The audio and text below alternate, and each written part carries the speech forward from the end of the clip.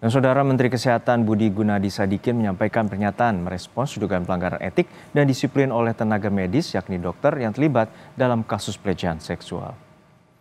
Salah satu yang dibahas dalam jumpa pers kali ini ialah kasus pemerkosaan yang dilakukan dokter PPDS di Rumah Sakit Hasan Sadikin, Bandung. Menyikapi maraknya kasus yang melibatkan dokter PPDS, Menkes bilang perlu ada perbaikan yang serius, sistematis, dan konkret bagi pendidikan dokter spesialis. Selain Menteri Kesehatan, jumpa pers juga dihadiri Menteri Pendidikan Tinggi, Sains dan Teknologi, lalu Direktur Utama Rumah Sakit Hasan Sadikin Bandung, hingga Rektor Universitas Padjadjaran. Spesialis ini bisa kita bentuk dengan baik agar bisa meningkatkan pelayanan kesehatan bagi masyarakat. Beberapa hal yang saya titipkan agar benar-benar harus dilakukan. Yang pertama adalah pada saat rekrutmen dari calon peserta pendidikan dokter spesialis itu diwajibkan untuk mengikuti tes psikologis.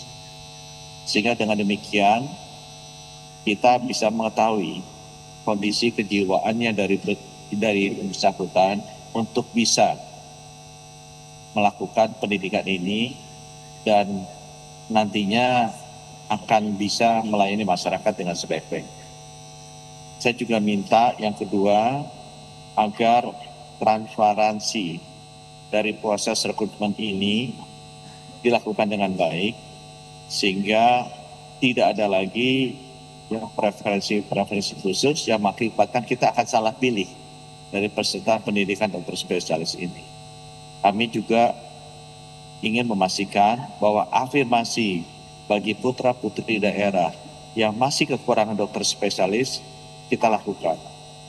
Karena kita sudah hampir 80 tahun mereka, distribusi dokter spesialis ini selalu bermasalah.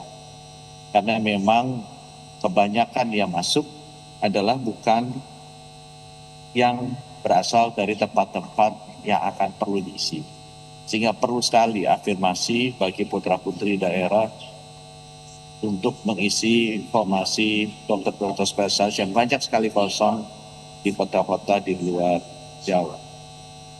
Menteri Pendidikan Tinggi, Sains dan Teknologi Brian Yuliarto mengatakan kasus kekerasan dalam dunia pendidikan merupakan alarm untuk mengevaluasi sistem pendidikan di Indonesia. Sejumlah langkah koordinasi berbagai bidang perlu dilakukan untuk mendapatkan sistem pendidikan yang bermartabat. Mencederai rasa keadilan, martabat kemanusiaan, dan kepercayaan publik terhadap institusi pendidikan kedokteran, serta rumah sakit sebagai tempat belajar dan memberikan pelayanan.